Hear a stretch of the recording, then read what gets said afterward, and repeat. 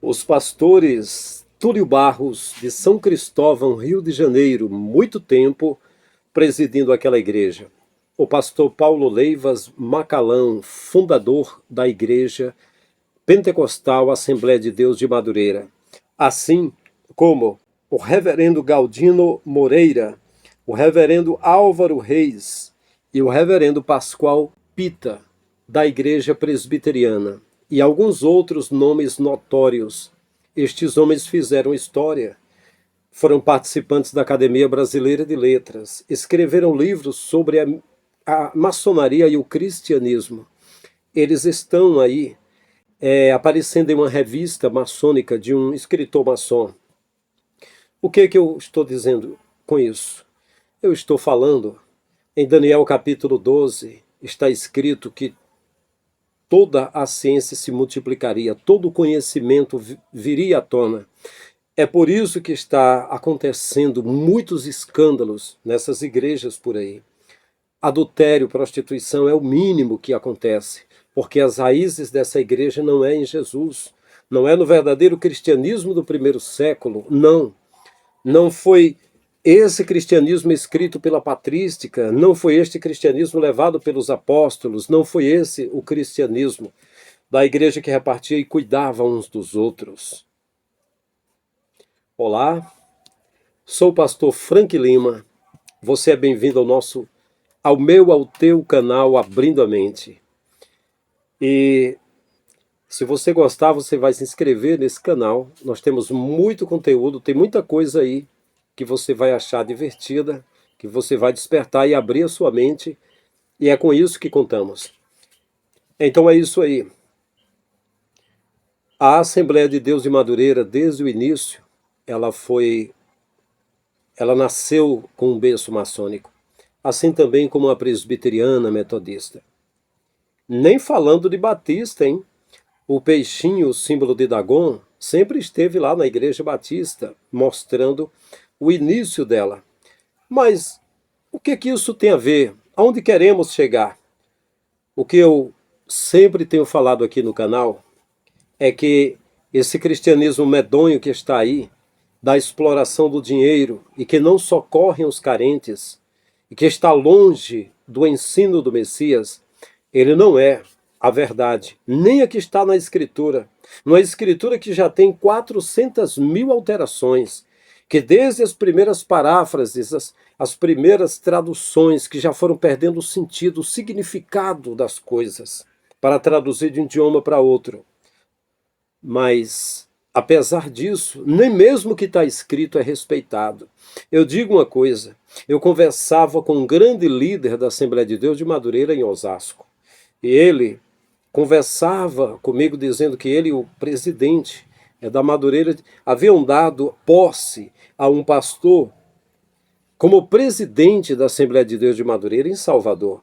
E naqueles mesmos dias, aliás, um tempo mais atrás, eu estava conversando com uma espécie de pai ministerial daquele pastor.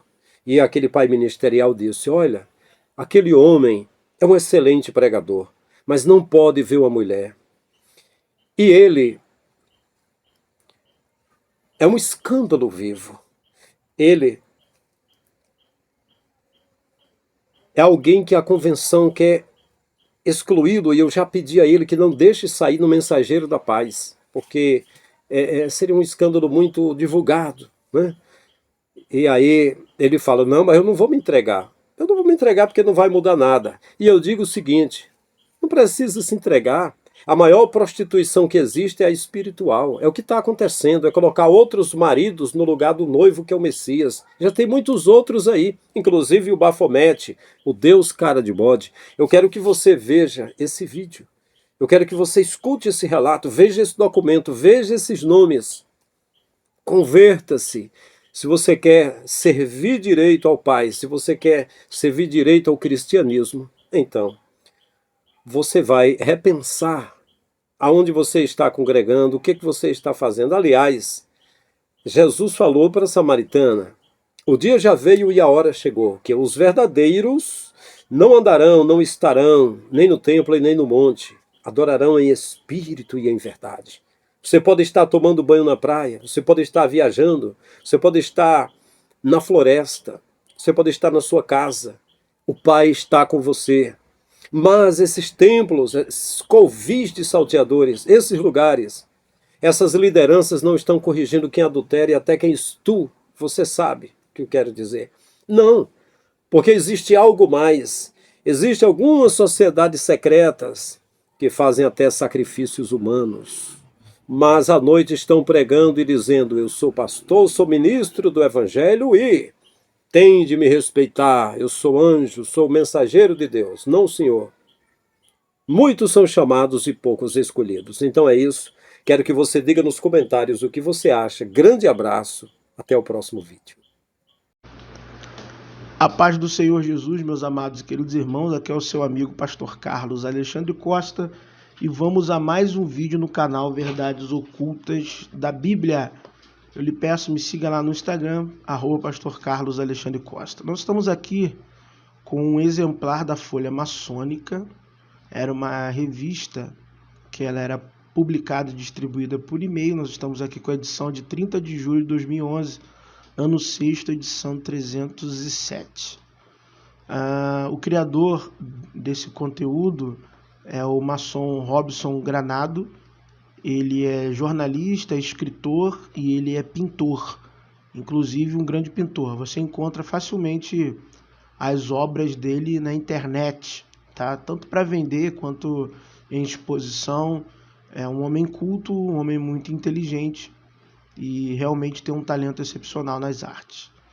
E ele, sendo maçom, ele fazia esta revista eletrônica e nós vamos lê-la, tá?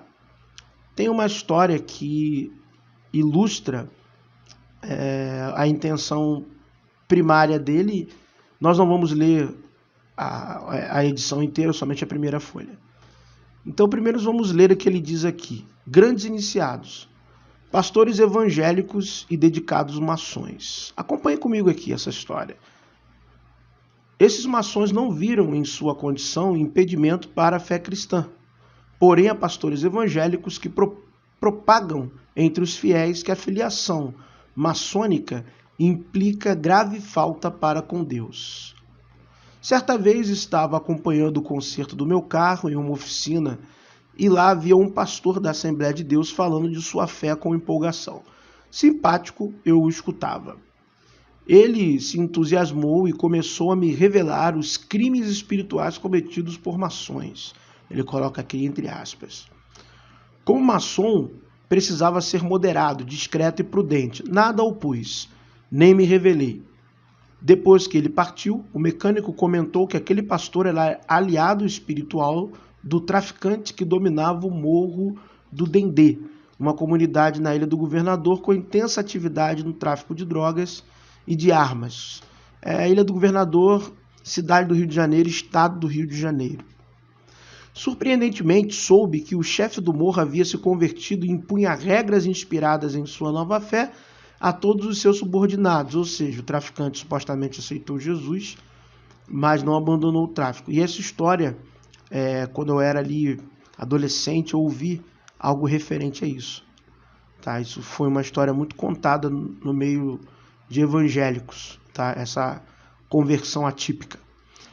E aquele pastor era consultado sobre criminosos que o tráfico pretendia executar.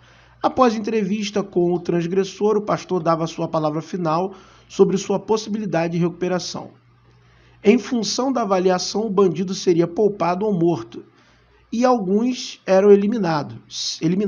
Sim, o pastor também ungia as armas dos traficantes. Ele mesmo me disse que um fuzil ungido mataria muito menos. Graças a Deus temos maçons e temos pastores evangélicos que se pautam por um comportamento mais digno.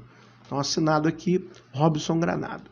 Então, ele vai dar uma lista aqui de pastores evangélicos que têm um comportamento mais digno, que foram grandes maçons, porque esse é o tema aqui, né? Grandes iniciados, pastores evangélicos e dedicados maçons.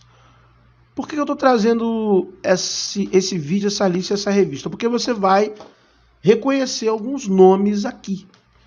Você vai ver aqui pessoas que... Eu não vou comentar nada, não vou atacar a igreja de ninguém, eu não vou falar mal de ninguém, eu só vou colocar aqui o que está registrado na história, o que é de conhecimento público e o que está publicado em uma revista de uma pessoa que autenticamente é maçom.